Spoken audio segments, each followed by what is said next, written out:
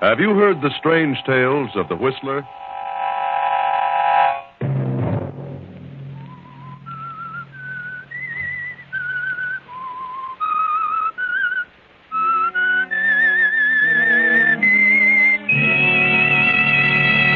I'm the Whistler. I no longer see fearful things in the night. All that has changed. Night and the shadows are friendly. Now it is the daylight that frightens me.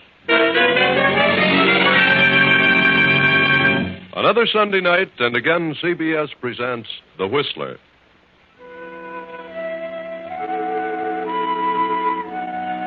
I, the Whistler, know many things, for I walk by night. I know many strange tales, many secrets hidden in the hearts of men and women who have stepped into the shadows. And so I tell you tonight the unusual story of Legacy of Death. It was 10 years ago that Henry Mitchell, formerly a biologist, married Martha Holliston, the widow of a wealthy cotton grower. Martha continued to direct the business of the plantation with the aid of Henry as overseer. She had one child, a daughter, by her deceased husband, a girl named Doreen. Now the mother lies on her deathbed. She has been ill for almost a year and grown steadily weaker. It won't be long now, Henry. And there's something I must tell you. Something you must promise to do for me. Yes, Martha, I'll do anything. It's about my daughter. Doreen is 21 now. She's a woman, and she'll be thinking of marriage soon. I know, Martha. I've watched her every move, raised her carefully. I've been stern in my opinions regarding her. And perhaps, at times, I've seemed too strict. Yes, Martha, but a mother knows best. Doreen has always been an odd child. You've mentioned that yourself many times. And as she grew older, she became more strange each day. A peculiar, exotic mind. She must still be guarded and handled carefully until she reaches 30. What are you trying to say, Martha? Doreen is the last of her father's line. And from that line, she's inherited something horrible. What? You mean insanity? No, not insanity. Not insanity? Well... But a horrible tendency. It skipped her father. If it appears at all, it always occurs in the early 20s. If it doesn't appear by the time they reach 30... then they're safe. But what is it, Martha? What has she inherited? The tendency to murder. Good Lord. She must be handled delicately, gently, like a flower. Treated as a minor until she's 30. And if she suffers no emotional upset by then, she's safe. Love, deep love, paves the way for possible emotional upsets. Jealousy, hatred, and fear. But it may skip her. You must promise me that you'll care for her as you would your own daughter. Yes, dear, I promise. According to her father's request, I've left the estate to Doreen, with you as trustee and manager, at a yearly salary. Yes, Martha, that's very good of you. Until she's 30, she must have your consent in every matter, particularly marriage. Yes. If she defies you regarding marriage, then you must tell her the truth. But only then. I understand, Martha. Oh, please don't say any more. Now that I've told you, I can rest. I'll send Doreen in now, dear. I'll be just outside.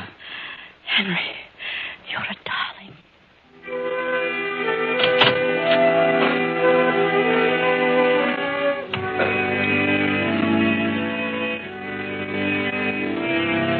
Doreen stepped into the room, knelt at her mother's bedside, and a few minutes later, Martha was gone. Now 6 months have passed, and Henry has hired another overseer, young Irving Wallace, a graduate of Agricultural University. Irving has fallen madly in love with the strange, unpredictable Doreen. Do you realize, Doreen, I almost turned down the offer to take this job. And something kept saying to me, take it. And I did, darling. I don't know why at the time, but now I know. The night. I love the night. And the river and the moon. What? Daytime and the sun unnerves me. I'm never at ease, never able to think clearly. till the sun goes down and I see the moon on the river. It is pretty. When I was a little girl, I was always frightened of the dark. I fancied all sorts of horrors waiting for me in every shadow. Yes. Now, in the last year or two, I've somehow lost my fear of the darkness. I no longer see things in the night. Night and the shadows are friendly. And it's the daylight that frightens me. Doreen, what are you trying to say? What? What sort of talk is this? What's happened to you, Doreen? You've changed. You've grown distant and detached. We come down here to the river now, and you just stare at the moon and talk in riddles. I don't understand it. No? I don't either. Well, I don't like it, darling. It's not natural. What do you mean by that? Well, I mean, I don't approve of such ideas coming from the woman I love. You don't? I want my wife to be normal. I don't want her to be afraid of the daylight and come to her senses only at night. What right have you to say what I shall like? And what do you mean by your wife? What? Doreen, I thought... Did I ever say I'd marry you? No, but what else would I think? Did I ever say I loved you? Well, you surely gave no indication that you didn't. What's wrong with you, Doreen? Doreen! What? Oh, please, darling, tell me what's wrong. What have I done? Nothing. You've done nothing. Do you mean you don't want to marry me? I don't know. I'm afraid. Oh, darling, if you only knew how I worship you. I'm just afraid. Afraid of old men. What an awful thought. Please go. Please, leave me alone. I can't understand you, Doreen. Please go, Irving. All right. I'll go if you insist. But please don't stay here long. It's almost midnight. What? Nothing, darling. Nothing.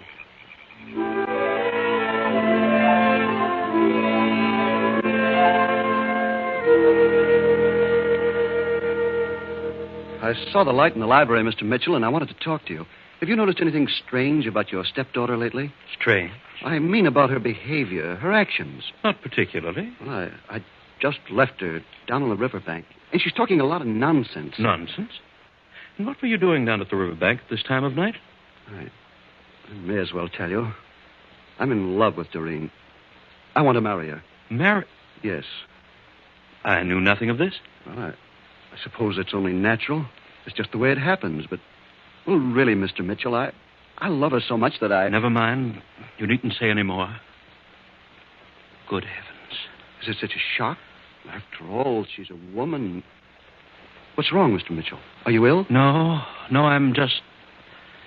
What did you say about Doreen acting strangely? Well, in the last few days, she's changed. She's acting in a weird sort of manner. Weird? Yes. She says the daylight frightens her, and she loves the dark and the moon. Tell me, is Doreen in love with you? Well, I certainly thought she was. She led me to believe so. Until tonight. And had you talked of marriage? Not until this evening. But I thought the idea was mutual. Then all of a sudden, she turned cold. Well, that's why I came to you. Maybe she's ill or something. Yes. Yes, Irving, she is ill. What? Sit down, my boy. You really love her. Oh, more than I can tell. You have only her best interest at heart? I do. Thank heaven you told me this in time. I'm going to ask a sacrifice of you, Irving. You must stay away from Doreen. You must say no more to her about love or marriage. Why not? I love her. Then you'll do as I say. Keep out of her way as much as possible. I know that seems hard, but for her own good, you must. What do you mean? What's wrong? I see I have to tell you the truth. Since this has happened, I must tell you. Doreen has inherited something that may lie dormant, but which under emotional stress may appear without warning. You're trying to frighten me? Oh, no. Doreen has inherited a tendency to... To what? To murder. Murder? Oh, I can't believe it. Yes. It's a strain in her father's family. It appears only in the 20s, but if it doesn't appear before 30, the person is safe from the malady. Oh, it just doesn't seem possible. I promised her dear mother I'd do my best to protect her from emotional disturbance of any kind until she reached 30. Now, do you understand? Yes, I understand you, but... Well, I'm not cold. You say she's acting strangely. That may be an indication. And you must do your part to help by staying away from her. Very well. I will. If it's for her own good. It is, Irving, believe me.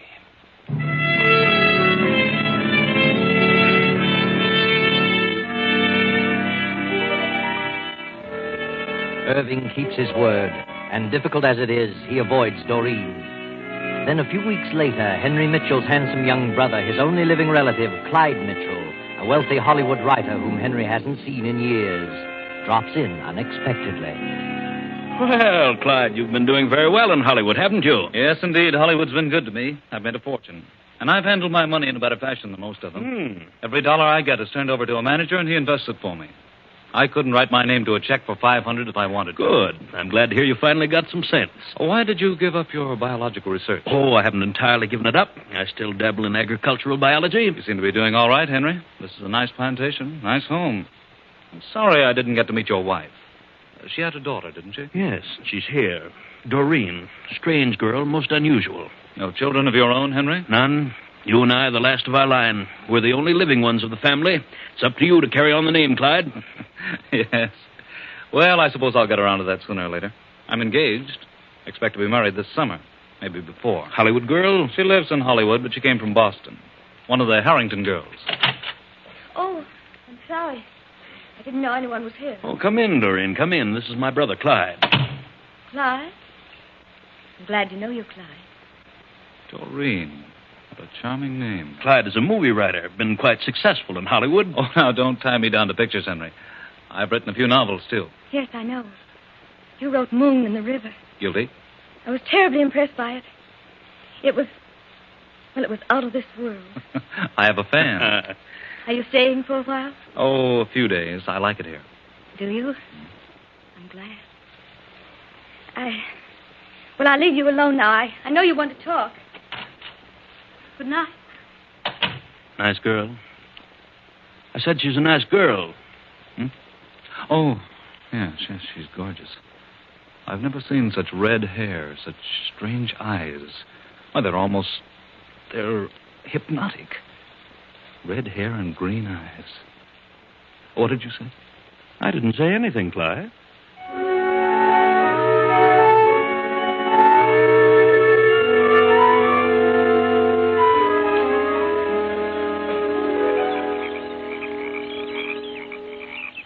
Why have you brought me down here tonight, Doreen? The river, Clyde. The moon in the river. Look at it. A stream of silver and gold flowing on and on. Down to the sea. To the melting pot. To eternity. Yes. It's very beautiful. That's your river. Moon and the river. You made me conscious of that, Clyde. It breathes and lives. That's why I've come to love the night and hold no fear of the dark. You mean you're at ease in the dark?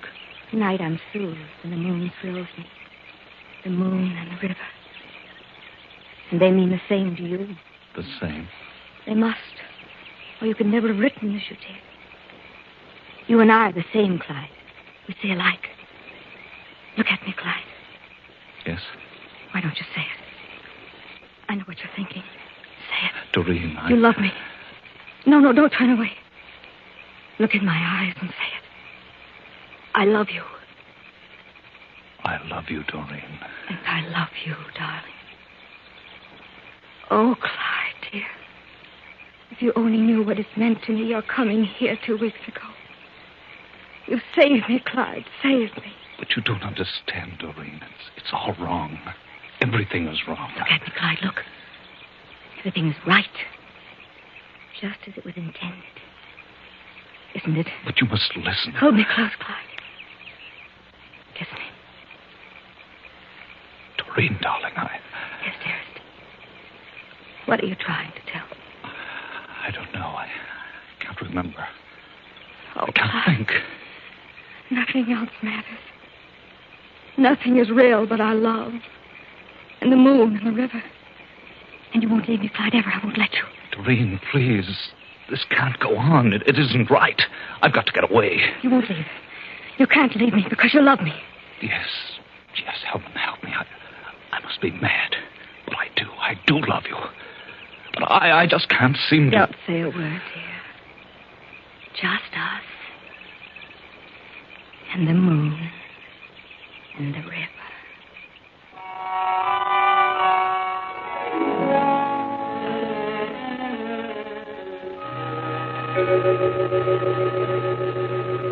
Oh, Clyde. Yes, Henry? Come into the library. I've just been talking with Irving. Said you were walking down by the riverbank a while ago. Yes, I was. That is, What's wrong with you, Clyde? What's happened? I don't know, Henry. I'm leaving in the morning. Leaving? I must. I've got to get back to Hollywood. I'm getting married, you know. Next summer, you said? Did I? Well, I've decided to get married as soon as possible. Clyde, I know where you've been. You've been with Doreen. Irving told me. Yes, I was with Doreen. I don't know what's happened to me since I've been here. But I do know I mustn't stay another day. I'm leaving in the morning. Have you fallen in love with Doreen? I don't know, Henry. I don't know what's wrong. Is she in love with you? Is that it? Yes, she is. I tried to fight it off, but... Well, it's just I lost all sense of logic. Doreen is a strange creature, Clyde. I'm certainly aware of that. It seems to... I'm powerless to keep away from her. I mustn't stay longer. I'm leaving the first thing in the morning. I'm sorry to see you go, Clyde. I'd hoped you'd stay longer, but perhaps under the circumstances it's best. I only wish I were free to go with you. You can come along if you want. No, I can't leave, Clyde. Because of Doreen? Is that what you're trying to say? Yes, Clyde. I can't leave her alone for a single moment. What's wrong with her? There's something odd about her, and you know what it is. Does she know you're leaving? No, I tried to tell her. I see. And I'd better tell her? Yes. Good night, Henry. Clyde climbs the stairs and goes to his room. Henry stands in the door of the library, lost in thought. A few moments pass, and Doreen comes into the hallway from outside and starts for the stairs. Doreen? Yes? Come in. What is it?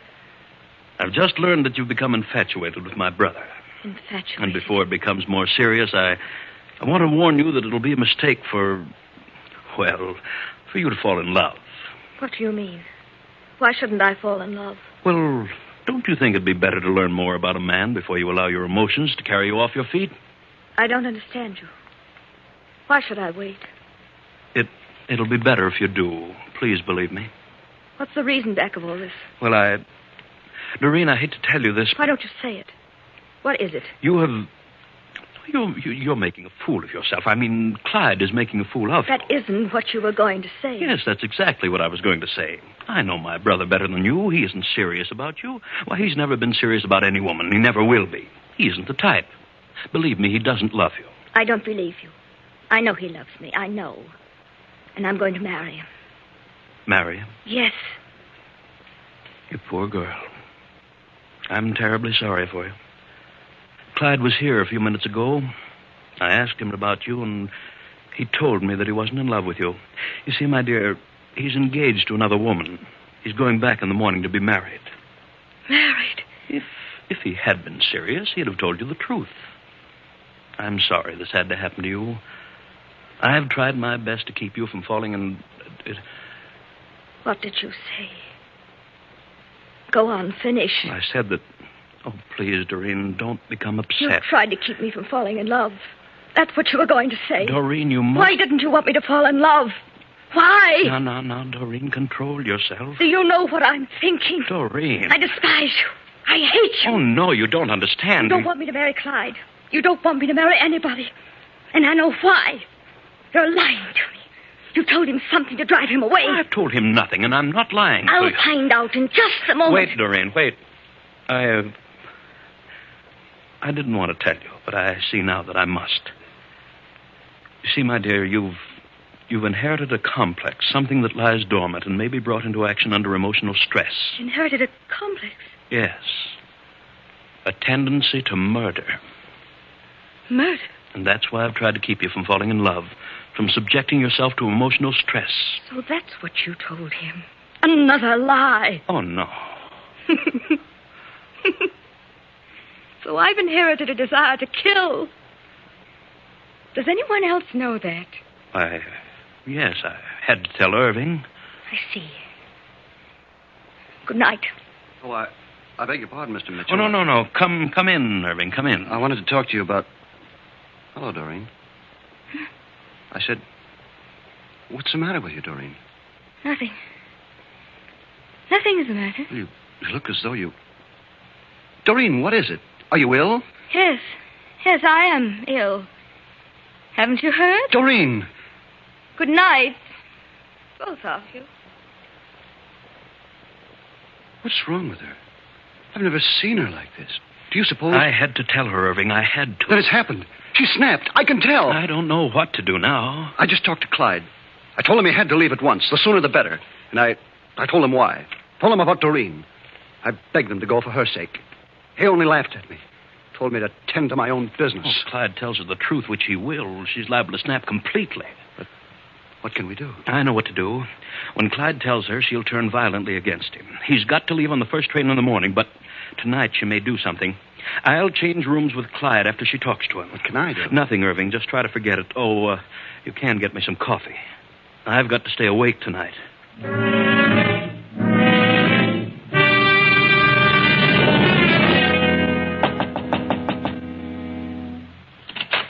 Doreen. What is it? I want to ask you something, Clyde. What? Are you leaving in the morning? Well, yes, Doreen, I am. Why? I've some business to attend to. Why are you leaving me, Clyde? Why don't you take me with you? Take you? But I can't do that. Why didn't you tell me you were leaving? Well, it came up all of a sudden. Oh, did it? What did your brother tell you about me? Why, he didn't tell me anything. No? I love you, Clyde. But You can't leave without me. I can't take you with me, Doreen. It's impossible. Why is it? Because I'm going to be married. Married? Yes. I wanted to tell you, but... Married? I thought you loved me, Clyde. Oh, Doreen, I can't stay here any longer. I can't go on like this. Why didn't you tell me you loved someone else? Why? I don't know. I really don't know. Are you afraid of me? I'm leaving in the morning, Doreen. That's definite. Good night, Clyde. Doreen, Goodbye, darling.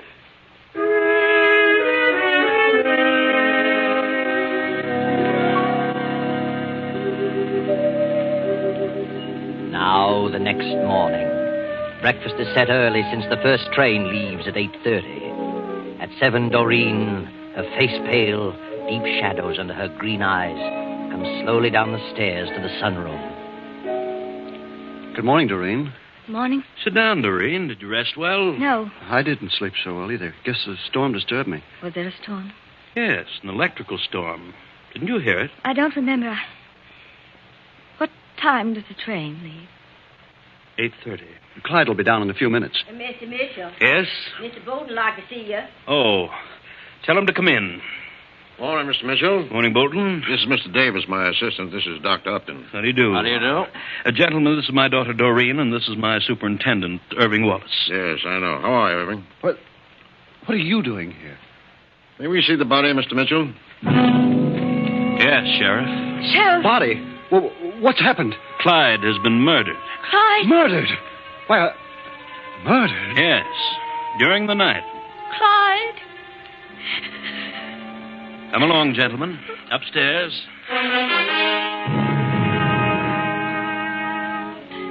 The sheriff and his deputy make the routine inspection of the room and the body.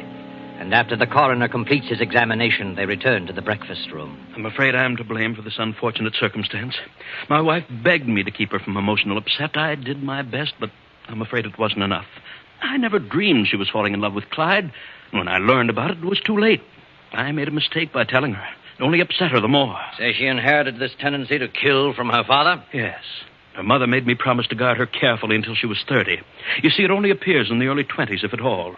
It lies dormant and may be brought to the fore by emotional stress. I see. Too bad. Did you leave your room last night, miss? What? No, that is, I don't remember. You were in love with him, and you didn't know about the other woman? I loved him. I didn't know about the other woman till last night. I didn't kill Clyde. You have no recollection of leaving your room? No, Will you come to town with us, miss? Why? Oh, we just want to talk to Wait. you. Wait, I can't stand this any longer. Doreen, why, she didn't kill Clyde. I know. I killed him. You? But Here we go again, Doc. You're trying to protect her, Irving, because you love her. I do love her. Sure you do. Where's the gun? Gun? There's no gun. Clyde wasn't shot. No? No. I killed him with a sickle. A sickle from my tool shed. Now, do you believe me? Has he seen the body, Mr. Mitchell? No, I didn't say how he was killed, but Irving... I you killed him. I knew about Doreen, and I wanted to save her because I was jealous of Clyde. Well, he was killed with a sickle, all right. Yes, my sickle, from the tool shed. If Doreen had entered that room and stabbed anyone, she would have killed Henry. Not Clyde, but Henry. Why? Because Henry was afraid of what might happen during the night. So he changed rooms with Clyde. And I was the only one who knew that. Doreen would have killed Henry. Is that true, Mr. Mitchell? Why, yes, we did change rooms, but... And she didn't know that. Well, I don't know how she could have known it, but she must have discovered the switch. You know, I think Irving knows too many details to be lying. I think he's telling the truth. I am. I killed him. He didn't. Irving didn't kill him. He is trying to protect me. I remember something now. Remember what? If you killed him, Irving, what time was it? It was 4 a.m. Have you established the hour of death, Doctor? I have. Wait, I'll tell you. It was at midnight. 12 o'clock. What time was he killed, Doc? About 12 o'clock last night. Couldn't possibly have been 4. How did you know that? At midnight, I went to Clyde's room to talk to him. I was awakened by a horrible dream. It frightened me, so I went to his room. Clyde wasn't there. No one was there. So if Henry was occupying that room, and he was not there at midnight, Henry must have been in Clyde's room. What? Henry must have killed Clyde. What? Why would I kill my own brother? For the same reason you killed my mother. Oh, nonsense. I've been suspicious of you ever since Mother died. What? I know you've looted my estate. Now, look. That's why you didn't want me to marry.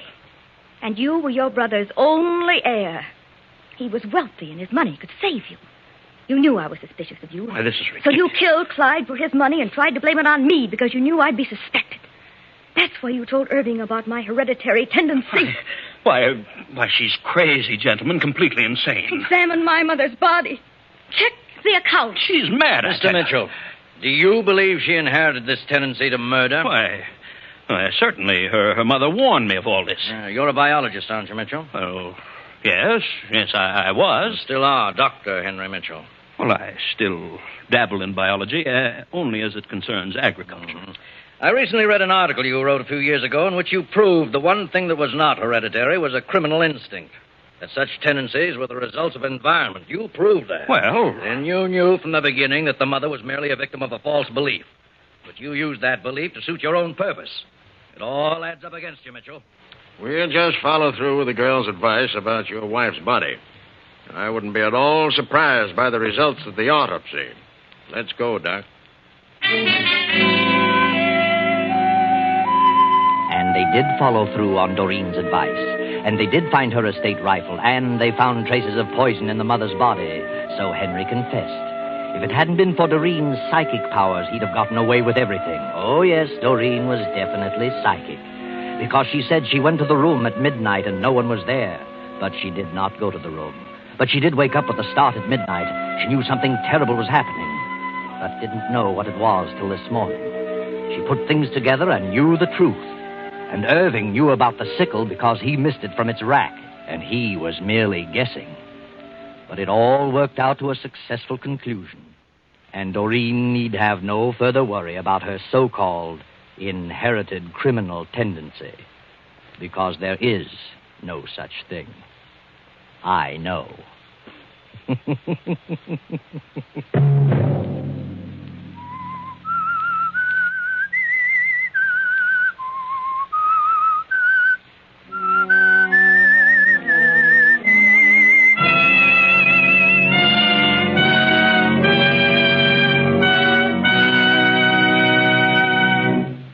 CBS has presented The Whistler.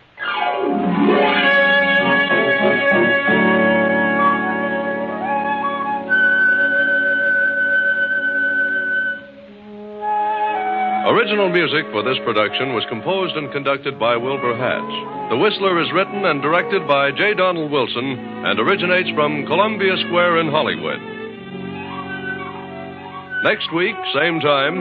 I, the Whistler, will return to tell you another unusual story. Good night.